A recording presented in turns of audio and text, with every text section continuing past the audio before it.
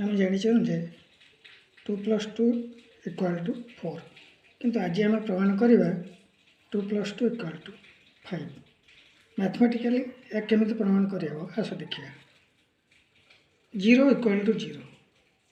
बर्तमान आम कौन करवा 20 - 20 = 0 25 - 25 = 0 अर्थात 20 - 20 = 25 - 25 20 - 20 की सिंप्लीफाई करवा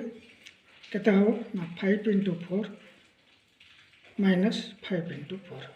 25 - 25 की सिंप्लीफाई कले 5 × 5 - 5 × 5 हो ताले बर्तमान एटार 5 5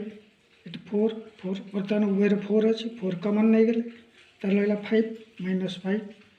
ये उभय 5 अच्छी 5 कमन नहीं गले ताले 5 - 5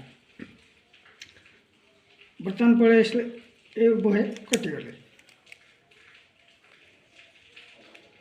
ताले रहा किए ये रहा 4 ये पाखे रहा 5 क्योंकि 5 - 5 5 - 5 कटिगले ताले 4 ये पाखे रहा 5 4 = 5 4 =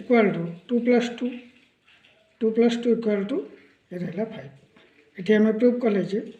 4 = 5 2 + 2 = 5।